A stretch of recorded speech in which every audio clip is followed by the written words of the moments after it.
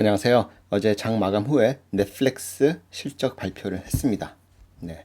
그래서 시장에서는 좀 실망을 하면서 장 마감 후에 애프터 아워즈에서 이렇게 빠졌죠. 자, 여기 보면은 한 5.71% 폭락한 상태에서 애프터 아워가 이제 마감이 됐습니다. 그렇죠? 여기도 이렇게 나오고.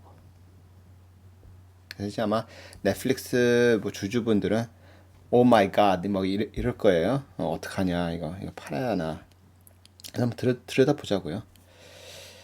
자, 이거 보면은 제가 좀 정리했어요. 매출은 상회를 했어요. 예상치보다. 근데 시장 예상치를 하회한 게 이익이 하회를 했어요. 그리고 가장 중요하게 시장에서 중요하게 보는 부분이에요. 저는 그렇게 크게 중요하게 안 보는데 시장에서 보는 subscriber, 그러니까 구독자 성장률. 그러니까 2.2 밀리언이 늘어났다. 근데 이제 2019년에는 6.8 밀리언이었어요. 굉장히 큰 차이가 있죠. 네. 그런데 이게 그 넷플릭스가 이제 주주들한테 그 발행한 그 레터예요. 레터의 내용 중 일부를 제가 발췌해 놨습니다. 그러면서 자기네들은 이게 여기 풀 포워드 이펙트라고 이미 지난번 실적 발표할 때 Q2 실적 발표할 때 얘기를 했고 요게 그대로 지금 반영이 된 것 같다. 그러니까 이게 뭐냐면은 팬데믹 때문에 이미 가을에 뭐 연말에 그때 이제 구독을 하려고 했던 사람들이 미리 그냥 구독을 해버린 거예요. 그래서 그걸 풀 포워드 이펙트예요. 그래서 이런 것 때문에 지금 하반기에 와서는 조금 줄어든 것 같은 느낌이 든다. 그러면서 이런 얘기를 했어요. 우리가 가이던스가 그러니까 지난 7월 달에 실적 발표를 하면서 Q3 지금 Q3에는 2.5를 추가를 하겠다. 그렇지만은 넷플릭스 자체적으로 세운 목표도 지금 달성을 못한 거예요. 그렇기 때문에 지금 시장에서는 굉장히 실망을 한 거예요. 야, 시장에서는 얼마를 예상했냐면은 3.3을 예상을 했었어요. 시장에서는. 하지만 이것도 안 되고 이것도 안 되고 그래서 실망을 했다. 그러면서 이제 우리 자체적인 그런 가이던스는 최대한 정확하게 우리는 제시를 하려고 한다. 그 얘기를 하면서 하지만 미스를 했다. 그래서 요걸 보면은 요게 굉장히 많은 걸 좀 보여줘요. 자, 이게 뭐냐면은 연두색, 초록색, 녹색이라고 하죠. 요거는 액추얼 실제 숫자고 요거는 자기네들이 실적 발표를 하면서 항상 다음 분기 때는 얼마 정도 우리가 구독자를 좀 늘릴 수 있을 것 같다 하고 제시한 숫자예요. 그래서 보면은 2020년 보면은 예상치가 7밀리언인데 이때 거의 2배 이상을 했어요.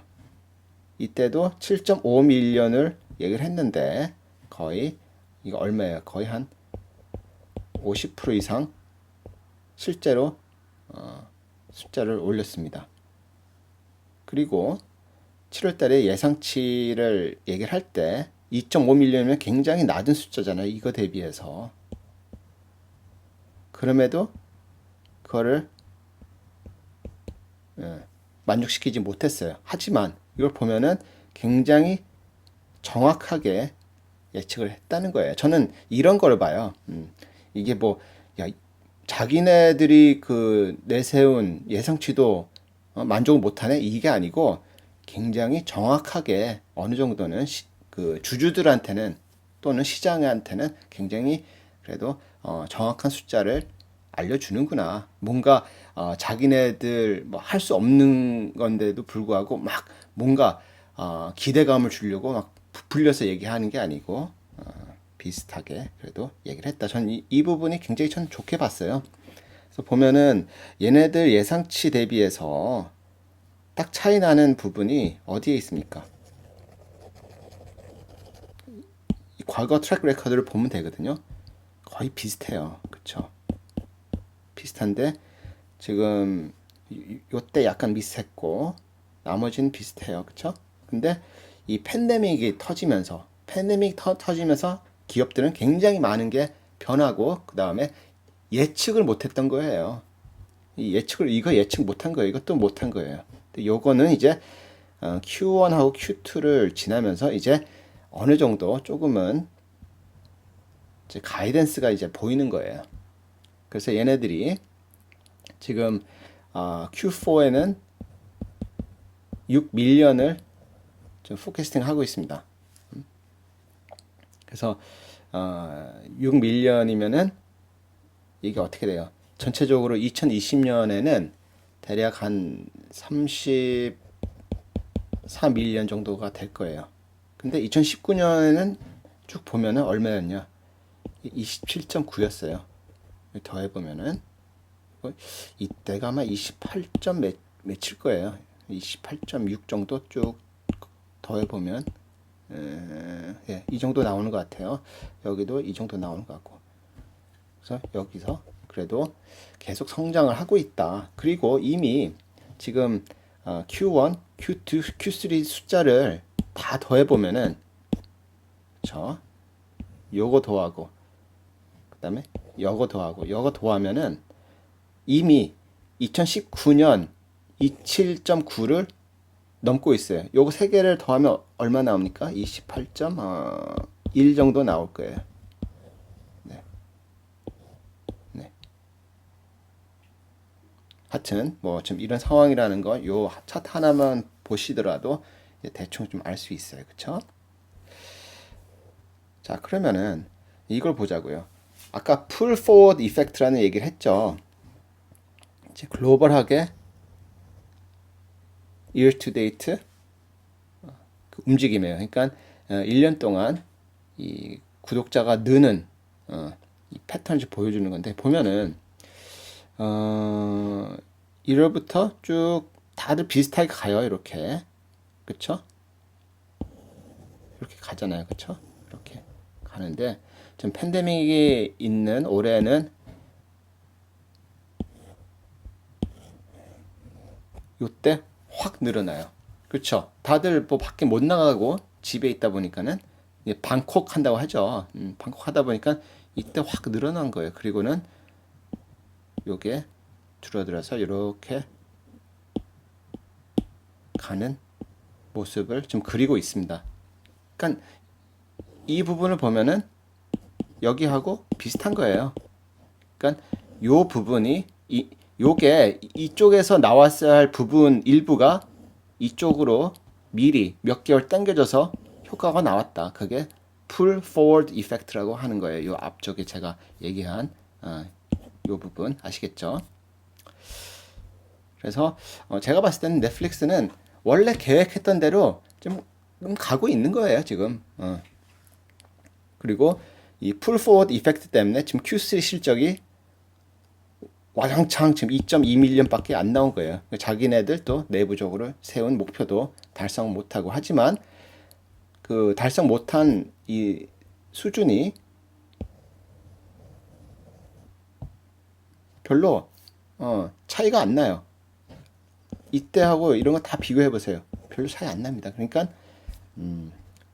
하반기에 늘어날 구독자가 상반기에 많이 늘었다 이렇게 생각하시면 돼요. 그래서 저는 이제 뭐 넷플릭스를 이제 좀 관심 있게 보시는 분들은 또는 뭐 주주분들 별로 이렇게 걱정을 할 필요가 없는 것 같다. 제 생각은 그렇습니다. 그리고 이제 이 리지널 브레이크다운인데요. 요거는 지역별로 보면은 요걸 어떻게 보시면 되냐면요. 요렇게 보시면 돼요.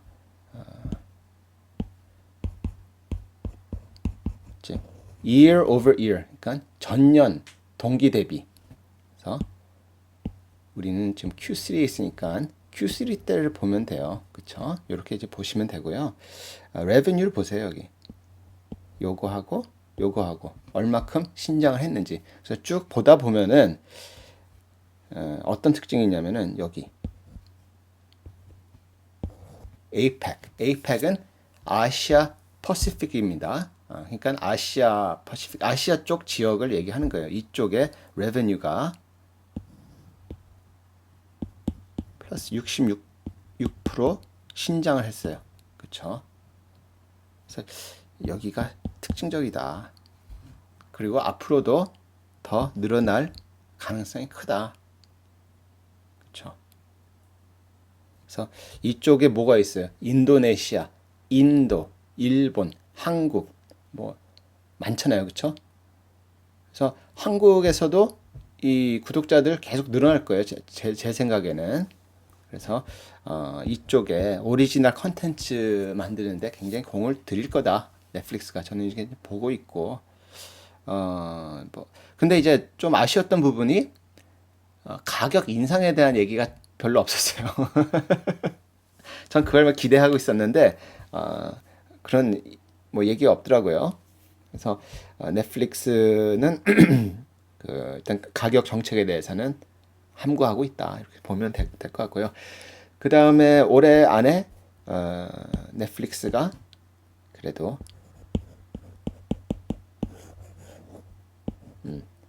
몇 명이지? 2억 명, 2억 명의 구독자를 달성할 거다. 2020년 이렇게 좀 보시면 될 것 같고요.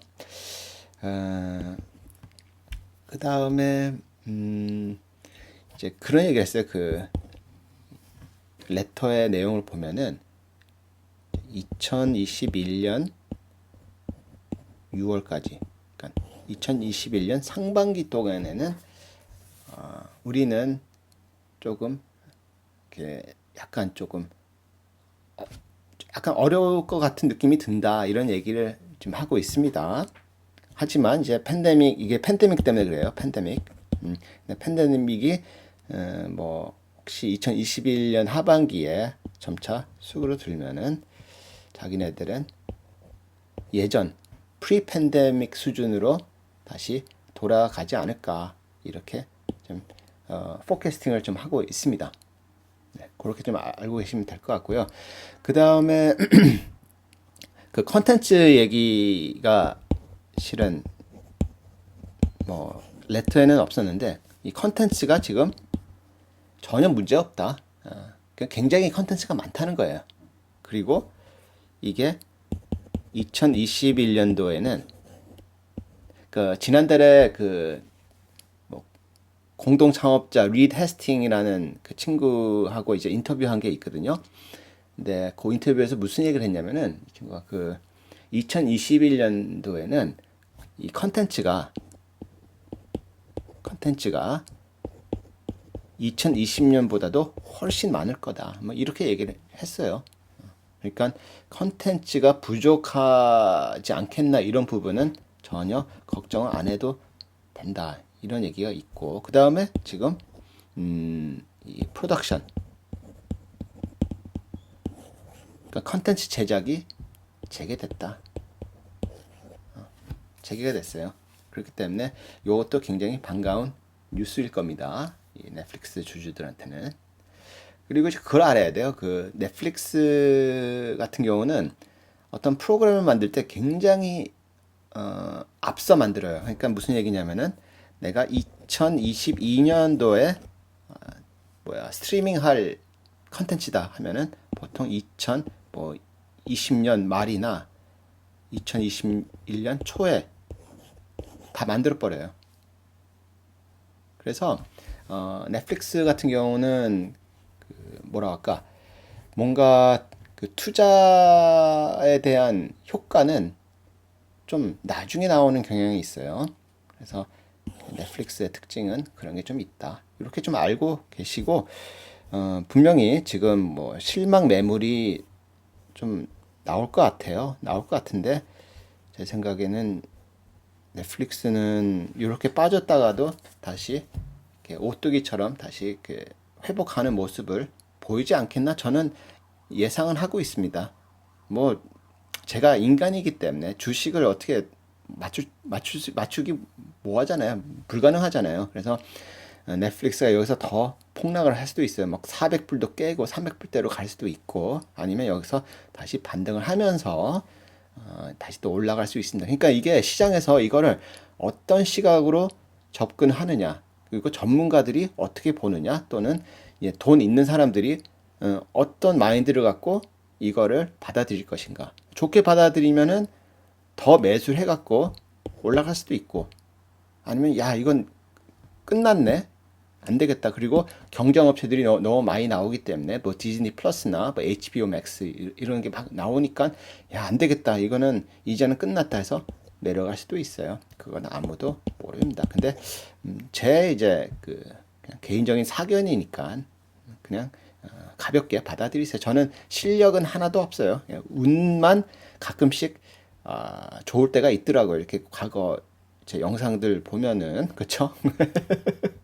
그리고 제가 내일은 이제 테슬라 실적이 장 마감 후에 나오겠죠. 그것도 좀 보고, 제가 이제 전기차 관련된 섹터는 잘 안 보는데 제 생각을 영상을 한번 만들어 보도록 해볼게요. 예, 감사합니다.